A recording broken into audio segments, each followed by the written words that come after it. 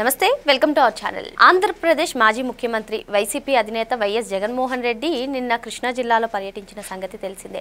మరి ఈ పర్యటనలో ఏపీ ముఖ్యమంత్రి చంద్రబాబు నాయుడు గారిపైన అదేవిధంగా లోకేష్ గారిపైన ఆయన కీలక కామెంట్స్ చేశారు. ఒక పక్క రాష్ట్ర ప్రజలందరూ కూడా సమస్యలతో ఇబ్బంది పాలవుతుంటే మరో పక్క చంద్రబాబు నాయుడు గారు లండన్ పర్యటన చేశారని, మరి ఇటీవలే ఆస్ట్రేలియా పర్యటన ముగించుకుని వచ్చినటువంటి లోకేష్ ఇప్పుడు ముంబైలో క్రికెట్ మ్యాచ్ చూడడానికి వెళ్లారని, వీళ్ళకి ప్రజా సమస్యలు పట్టడం లేదంటూ జగన్మోహన్ రెడ్డి చేసినటువంటి కామెంట్స్ ని ఏ విధంగా చూడాలి తెలుసుకునే ప్రయత్నం చేద్దాం. దీన్ని విశ్లేషించడానికి మనతో పాటుగా ఉన్నారు ప్రముఖ ఆర్థిక రాజకీయ సామాజిక విశ్లేషకులు అప్సాని రాజేష్ గారు. నమస్తే సార్. నమస్కారం. నిన్న జగన్మోహన్ రెడ్డి కృష్ణా జిల్లాలో పర్యటించిన సంగతి మనకు తెలిసిందే సార్. ఈ పర్యటనలో ఆయన చంద్రబాబు నాయుడు గారేమో వ్యక్తిగతంగా లండన్ పర్యటనకు వెళ్లారని, ఇక లోకేష్ గారేమో ఆస్ట్రేలియా పర్యటన ఇటీవలే ముగించుకుని ఇప్పుడు తీరిగ్గా మ్యాచ్ చూడడానికి వెళ్లారని, అసలు వీళ్ళకి రాష్ట్ర ప్రజల సమస్యలు పట్టట్లేదంటూ ఆయన చేసినటువంటి కామెంట్స్ ని, మరీ ముఖ్యంగా ఈ పర్యటనల గురించి ఆయన చేసినటువంటి కామెంట్స్ ని ఏ విధంగా చూడాలంట? మనకి ఒక సామెత ఉంది, విత్తనాలకు వెళ్ళిన రెడ్డి కుప్పేసి నాకు వచ్చి కుప్ప ఎక్కడ పెట్టమంటే అక్కడ పెట్టారేంటని చెప్పని తగ్గు పెట్టుకున్నాడంట.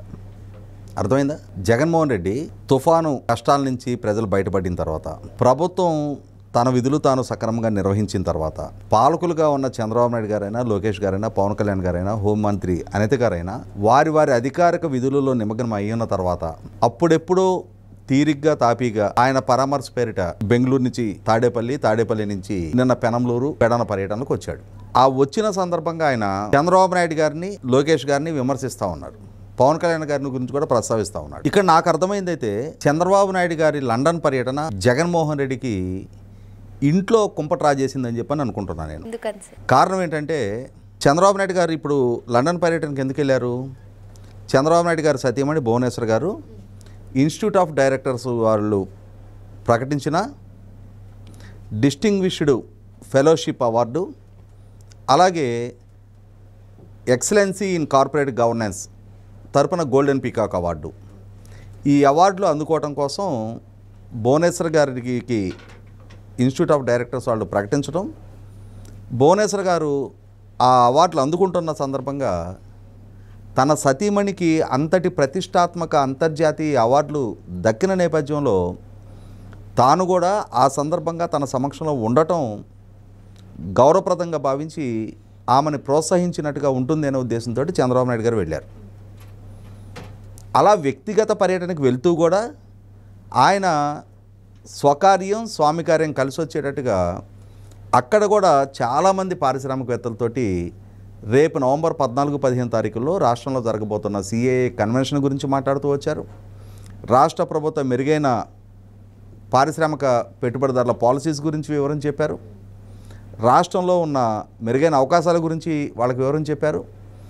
వాళ్ళని ఏ రంగాల్లో రాష్ట్రంలో పెట్టుబడి పెడితే ఎంత త్వరితగతిన రాష్ట్ర ప్రభుత్వ పరంగా ఏ సహకారాలు అందిస్తామో చెప్పారు. అంటే ఆయన ఏ పర్యటనకు వెళ్ళినా, ఎవరిని కలిసినా తన వ్యక్తిగత అవసరాల కన్నా, తన వ్యక్తిగత జీవితం కన్నా కూడా రాష్ట్రానికి ఎంతటి ప్రాధాన్యత ఇస్తున్నారు అనేది మనకందరికీ తేటతెల్లమైంది. ఇక్కడ భువనేశ్వర్ గారికి అవార్డులు రావడం జగన్మోహన్ రెడ్డి గారు జీర్ణించుకోలేకపోతున్నారు. కారణం ఏంటి అంటే ఆయన సతీమణి కూడా, ఆవిడ కూడా భారతీయ సిమెంట్స్ సంస్థ ఆవిడ నిర్వహిస్తూ ఉన్నారు. అలాగే Jagati publications, Indira television, Sakshi paper and Sakshi television ఆవిడ నిర్వహణలోనే ఉంది.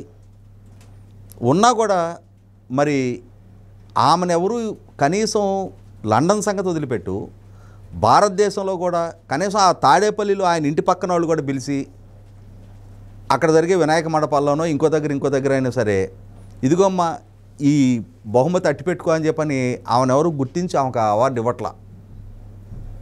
ఇది ఆయన జీర్ణించుకోలేకపోతా ఉన్నాడు. రాష్ట్ర పాలకుడిగా చంద్రబాబు నాయుడు గారు ఉన్నారు.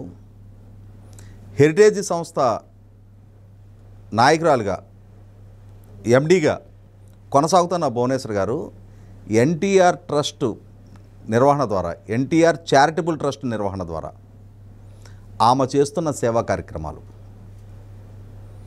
ఆ సేవా కార్యక్రమాలని గుర్తించి గౌరవించి డిస్టింగ్విష్డ్ ఫెలోషిప్ అవార్డు ఇచ్చారు ఇవాళ. మరి ఆమెను చూసి అసూయపడితే ఏమొస్తుంది? ఇవాళ చంద్రబాబు నాయుడు గారికి, భువనేశ్వర్ గారికి పాలు పెరుగు వ్యాపారం, మీలాగా లక్షల కోట్ల ఆస్తిపాస్తులు వాళ్ళకి లేవు. ఆ ఉన్న దాంట్లోనే ఎన్టీ రామారావు గారి పేరిట ఒక చారిటబుల్ ట్రస్ట్ ఏర్పాటు చేసి 25 సంవత్సరాల క్రితం ఆ ట్రస్ట్ ఏర్పాటైంది. ఈరోజు నిన్న మొన్న కాదు. ఆ ట్రస్ట్ ద్వారా ఎన్ని కార్యక్రమాలు వాళ్ళు నిర్వహణ చేస్తూ ఉన్నారు. మీది ఒక రాజకీయ పార్టీయే కదా. మీ పార్టీ తరపున కూడా కష్టాలు నష్టాలు ఎదుర్కొంటున్న కొందరు కార్యకర్తలు ఉంటారు కదా. వాళ్ళ పిల్లల యోగక్షేమాల కోసం, వాళ్ళ పిల్లల చదువుల కోసం మీ పార్టీ తరపున మీరు ఏమైనా కార్యక్రమాలు చేశారా? కానీ ఎన్టీఆర్ ట్రస్ట్ ద్వారా దశాబ్దాల నుంచి స్కూల్స్, కాలేజీలు నిర్వహణ చేస్తూ ఉన్నారు. కార్యకర్తల పిల్లలకి మొదటి ప్రాధాన్యత ఇస్తూ ఉన్నారు. మరి వాళ్ళ మీద అసూయ పెడితే మీకేమొస్తుంది? ఈనో ప్యాకెట్లు దండకు తప్ప. ఇవాళ ప్రకృతి వైపరీత్యాలు సంభవించిన ఇవాళ ఎన్టీఆర్ ట్రస్టు వెన్నుదనుతోటి బసవతారక క్యాన్సర్ హాస్పిటల్ ఏ స్థాయిలో నిర్వహణ జరుగుతూ ఉంది. బ్లడ్ బ్యాంక్ ముఖ్యంగా ప్రకృతి వైపరీత్యాల సందర్భంగా, అదే సందర్భంలో మహిళా సాధికారతను దృష్టిలో ఉంచుకొని మరి ఇన్ని కార్యక్రమాలు ఎన్టీఆర్ ట్రస్ట్ ద్వారా నిర్వహణ జరుగుతూ ఉన్నప్పుడు పాలకుడుగా మీరు రాష్ట్రాన్ని పరిపాలించే సందర్భంలో తిరుపతి రూయా హాస్పిటల్కి, కోవిడ్ సెంటర్గా ఉన్న తిరుపతి రూయా హాస్పిటల్కి మీరు ఆక్సిజన్ సప్లై చేయక 45 విలువైన ప్రాణాలు పోయాయి. కానీ ఎన్టీఆర్ ట్రస్ట్ ద్వారా భువనేశ్వర్ గారు రాష్ట్రంలో వివిధ ప్రాంతాల్లో వాళ్ళ ట్రస్టు ద్వారా వాళ్ళు ఖర్చు పెట్టి ఆక్సిజన్ ప్లాంట్లు ఏర్పాటు చేశారు. అదే సందర్భంలో మీ జిల్లాలో అన్నమయ్య ప్రాజెక్టు బ్రీచ్ అయితే రాష్ట్ర ముఖ్యమంత్రిగా మీరుండి మీ నిర్వాహక పర్యవసానం ఒక ప్రాజెక్టు కొట్టుకుపోతే నవంబర్ 19 సంఘటన జరిగితే డిసెంబర్ 2వ తారీఖు రోజు మీరు ఆ బాధితుని పరామర్శించడానికి వెళ్ళారు. కానీ ఎన్టీఆర్ ట్రస్ట్ ద్వారా భువనేశ్వర్ గారు అక్కడ బాధితులకి సహాయ చర్యల్లో పాల్గొన్నారు. అందుకు ఆమెకి డిస్టింగ్విష్డ్ ఫెలోషిప్ అవార్డు వచ్చింది. మరి మీరు, మీ సతీమణి,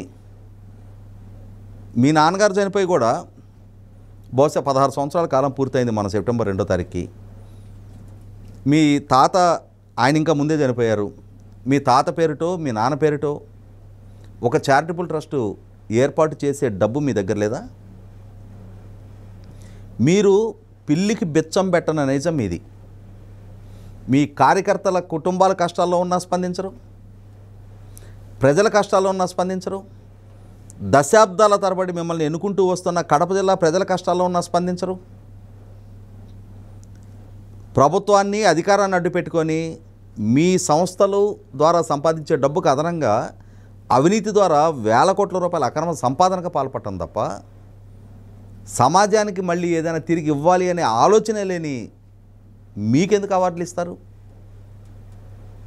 మీరు చంద్రబాబు నాయుడు గారు లండన్ పర్యటనకు వెళ్ళారు అని చెప్పని ఎంత మీ కడుపులో మంట దాచుకోలేక అది ఆవేదన రూపంలోనో ఇంకో రూపంలోనో మీ ఇంట్లో నీ వల్ల నాకు కూడా ఏ అవార్డులు రావటం లేదు, చూసావా భువనేశ్వర్ గారికి అవార్డు రాగానే చంద్రబాబు నాయుడు గారు కూడా వెంట వెళ్ళారు అక్కడికి అని చెప్పని బహుశా ఆమె మిమ్మల్ని నిలవనీయట్లేదేమో.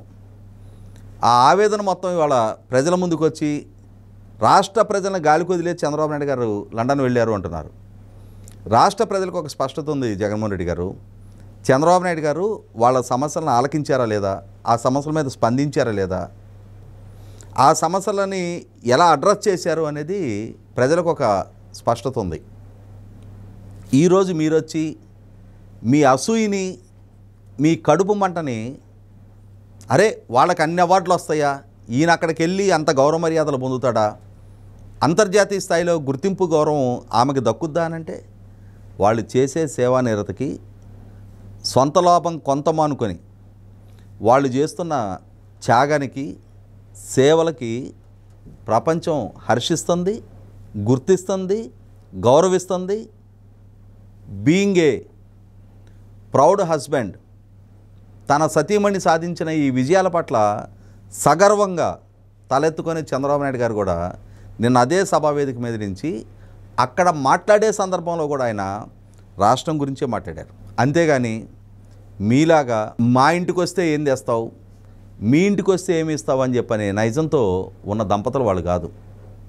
ఆ దంపతులు మీరు అనేది రాష్ట్రానికి ఒక స్పష్టత ఉంది, మీ కుటుంబానికి కూడా ఒక స్పష్టత ఉంది. ముఖ్యంగా మిమ్మల్ని కన్న తల్లికి, మీ తోడబుట్టిన చెల్లికి మరింత స్పష్టత ఉంది. మరో అంశంతో మళ్ళీ కలుద్దాం. Thank you sir.